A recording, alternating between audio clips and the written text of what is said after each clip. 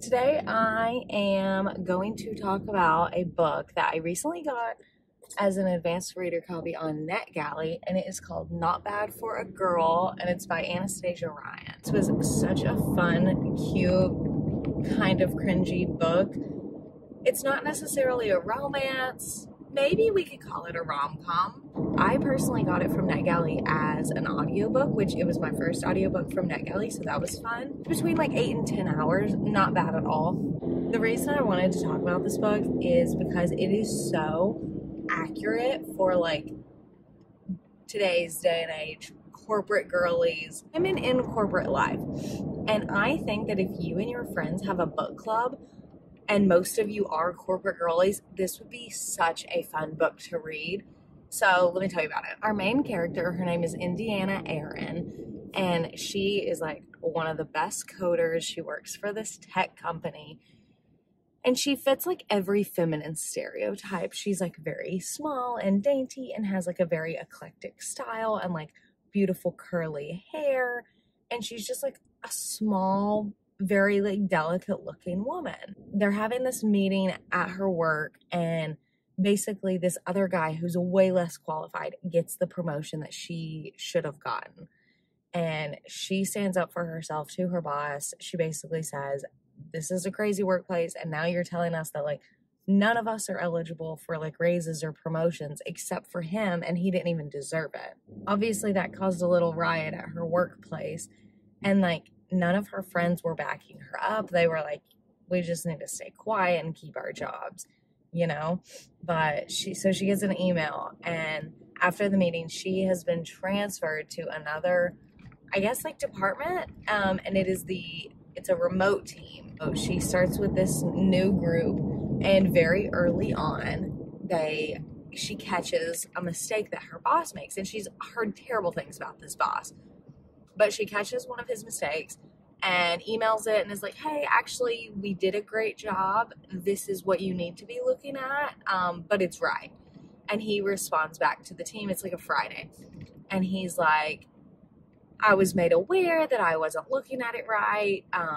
You guys can all have the rest of the day off, but make sure you thank Mr. Aaron. The whole rest of the book, she takes on this new persona as Indiana Aaron, the guy. And it is so funny because her and her friends, not really her, because like she wants to confess, you know, but her friends have like made up all of this stuff about Indiana, the guy.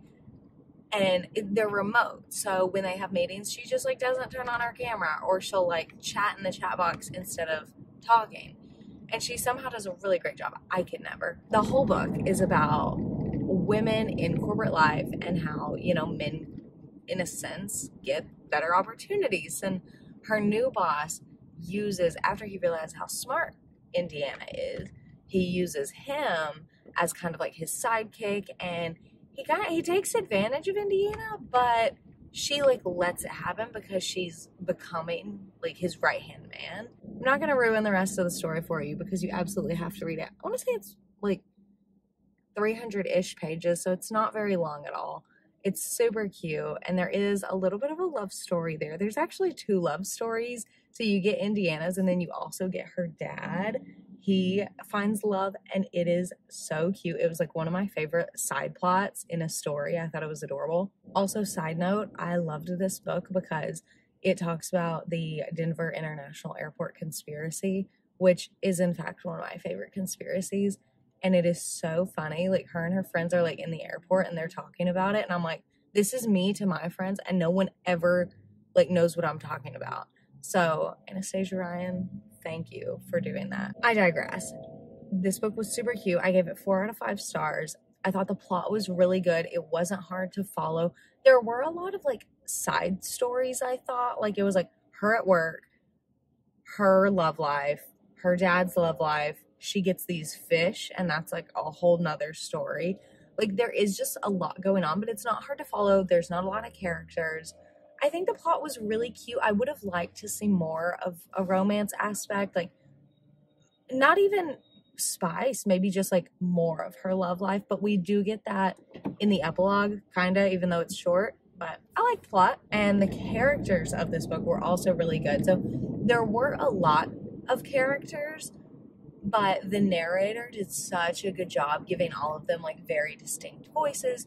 Anastasia did a great job giving them all very distinct personalities. Like, it wasn't hard to keep up with all of them, and I think that all of the characters and all of the details they provided really did like add to the plot, whereas typically books with a lot of characters, it's just like, who is this person, why are they there? That was not the case in this book. All the characters were necessary. They were all beautifully written. I thought the character development was great. She did a really great job writing the characters. The narrator did a really great job describing the characters and voicing them. So I just thought the plot and the characters were so good. And of course the story was great. Like, I am a corporate girl, and lucky for me, I love my job and I love my bosses, but I do work for men mainly. And so it was just like hysterical to read this book, and also very relatable for a lot of young women nowadays. So if you're a corporate girl, you absolutely have to read this book. Even if you're not, it's a good story. I haven't done book club questions in a while, but like I said, I thought this would be such a good book club book, especially if you and your friends are all corporate. Like, that would be so much fun to read this book and like compare it to your lives. So with that, book club question number 1 is, did you relate to girl Indiana and the struggles that she has with work? Not necessarily with work, but with the masculinity in her office. Book club question number 2 is, if you were Indiana and this happened, your brand new boss misgenders you, would you be like the very first to correct them, or would you kind of wait and see how it plays out? And kind of book club question number 3, but with that, if you were doing this whole charade, at what part in the book would you confess? Because there were so many parts where I was like, oh, this is it. Like, she's about to come clean. And then she doesn't. And it was so like cringy in the best way possible. I was just like, oh, tell them. But so at what part would you tell them? Next question, and kind of a spoiler, so if you haven't read it, skip this question. But how did you feel about her little work life romance with Shane?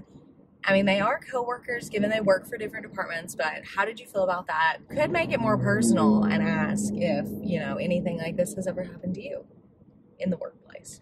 I forgot what number I'm on, but next book club question is, which character do you think you related to the most? I personally loved Heidi. I thought she was just so fun and hysterical. And we kind of have the same job. Like, when I first started at my office, I was the office manager, and she's the office manager. And I think she just like has that personality that office managers have. And she is so funny, and she's just like such a funny friend.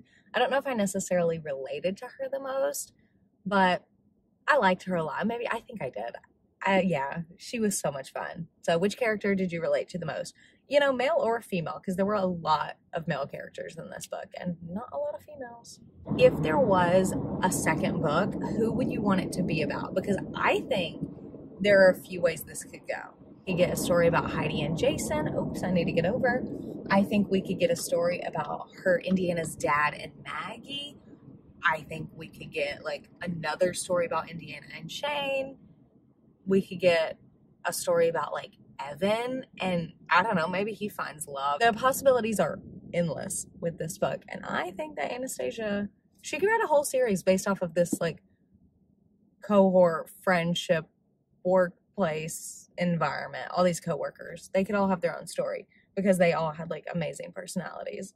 You absolutely have to read it. If you like audiobooks, this is a great audiobook. The narrator does such a good job. Make sure you put it on your TBR. Check out Anastasia on Instagram and GoodReads. And thank you so much to Anastasia and NetGalley and the publishers for giving me an advanced copy of this book. I genuinely did really enjoy it. I had such a fun time listening to it.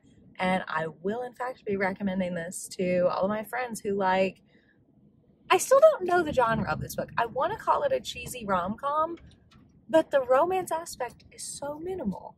Not minimal. It's really not minimal. Like, there is a good bit to it. But anyway, read this book. It comes out on January 30th. Again, this is Not Bad for a Girl by Anastasia Ryan. And happy reading. Bye.